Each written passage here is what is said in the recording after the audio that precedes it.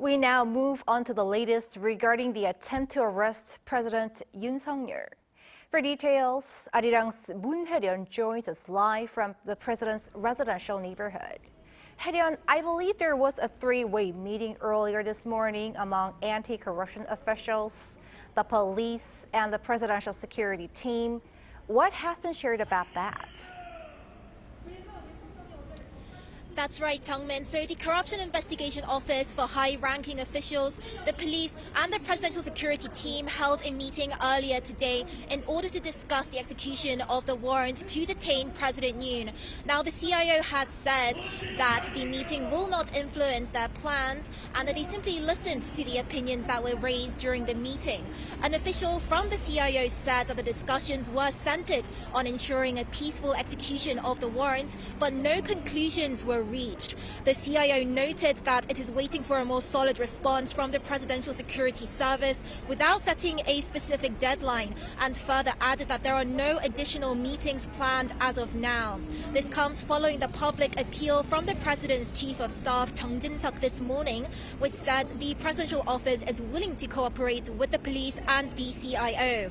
This included options for investigation at a neutral location or through a visit. However, the CIO commented that they have yet to receive a formal request regarding alternative arrangements. In this morning's statement, Chung further emphasized that Yoon must be allowed to fully exercise his right to defend himself and present his position, as should be guaranteed for all South Korean citizens. What has been shared about the timing of the second arrest attempt? Well, Tungmin, it's been more than a week since the new warrant to detain Yoon was issued, and actually this just in, the police and the CIO have reportedly been granted access into the presidential residence by the Capital Defense Command's 55th Guard Corps. Now, it's also been reported that the police held a meeting earlier today in order to discuss matters related to the execution of the warrant. Now, the meeting reportedly took place today, this morning at 10 a.m., lasting for around 2 hours between the Special Investigation Team of the National Office of Investigation and commanders from the criminal task forces of the Seoul, Gyeonggi-do Province and Incheon police agencies. The execution of the warrant could begin as early as 5 a.m. tomorrow, and authorities aim to complete the execution within this week. Discussions focused on concrete plans on how to enter the heavily fortified presidential residence in Hannam-dong behind me, which is secured with barricades and barbed wire. Specific strategies were reportedly discussed, including measures to suppress resistance from the presidential security team, searching the residence and detaining President Yoon. So approximately 1,000 personnel from the security investigation teams and regional investigation units of the 4 metropolitan police departments will be deployed for the execution of the warrant. Now, this includes 301 investigators from the Seoul Metropolitan Police Agency's Regional Investigation Unit. These personnel have completed the necessary procedures to be dispatched to their temporary assignments to the CIO, set for January 15th to the 17th, so tomorrow until Friday. And this suggests preparations for a potential 2 to 3 day operation, as formally reported, should the Presidential Security Service resist the execution of the warrant.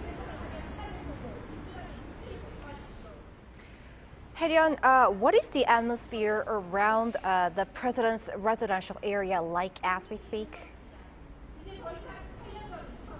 Well, Tungmin, I'm not sure if you can pick up on the sound happening behind me, but despite the lateness of the hour and the cold weather, there is still quite a crowd gathered here at the presidential residence, and tensions are continuing to mount alongside expectations that the second attempt to execute the warrant will happen within the next 24 hours. So the proximity of the rally locations for both sides has raised concerns about potential clashes, and to prepare for any possible incidents, the police have positioned riot squad vehicles between the groups in order to separate them.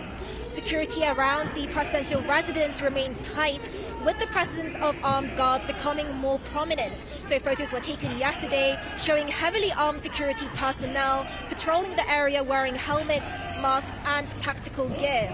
It appears that the presidential security team is further reinforcing security measures inside the residence with barbed wires and chains placed in various areas within the grounds.